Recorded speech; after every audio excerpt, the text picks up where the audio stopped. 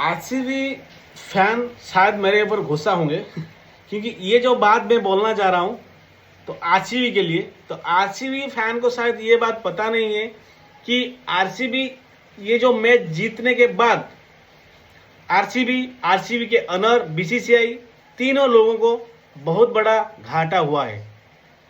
हाँ भाई, मैं भी जो पहले सुना था ना तो मुझे भी शौक लगा था। भाई ये तो मैच जीत गए, बहुत दिन से हार के आ रहे थे, तो उनको ज़्यादा प्रॉफिट होना चाहिए, लॉस कैसे हुआ? तो जब पूरी बात सुनोगे और अंदर घुसोगे ना तभी आपको पता चलेगा एक्चुअली जो मैं बोल रहा हूँ वो सही है।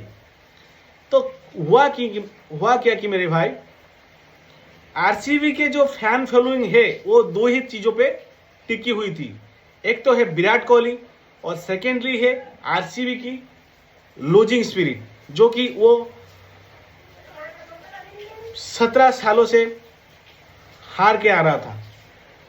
तो जिस वजह से उनके जर्सी सबसे ज़्यादा मार्केट में बेच रही थी और उनकी सीट वैल्यू बहुत ज़्यादा थी, क्योंकि बीसीसीआई को सबसे ज़्यादा फायदा जो है वो आरसीबी से ही मिल रही थी, क्योंकि आरसीबी 17 साल से लगातार हार के आ रहा था और उसी हार के वजह से उनका जो फैन फॉलोइंग है वो, उनका जो एग्रेसिव मोड है वो बढ़ता है। इस साल जीतेगा, इस साल हम खरीदेंगे, इस साल जीतेगा, तो वो जो एग्रेसिव जो रहता है वो हमेशा बढ़ता ही जाता है। तो इसी के वजह से उनका जो फैन फॉलोइंग है वो हमेशा एग्रेसिव मूड में रहते थे और ज़्यादा जर्सी खरीदते थे, वो ज़्यादा चीयर अप करते थे।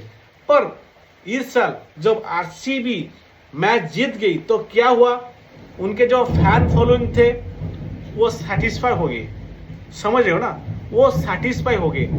तो और जो आरसीबी टीम है वो दूसरी के जैसे टीम बन गई, क्योंकि वो जीतते हैं हारते हैं, वो होता रहता है।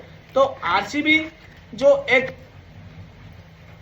टीम है वो दूसरी टीम जैसे ही हो गई। उसी के वजह से आरसीबी को, बीसीसीआई और आरसीबी ऑनर को ज़्यादा लॉस होने लग गया है, क्योंकि अभी पहले से उनके जर्सी, उनके सीट वैल्यू घट गई है। लोग और ज़्यादा एग्रेसिव मोड में नहीं है, क्योंकि वो जीत गया है, वो नॉर्मल जैसे टीम है वो ऐसे ही बन गया है अभी। तो आप भी सोचिए और सही बोला हो तो कमेंट में बताइए। जय हिंद मेरे दोस्त।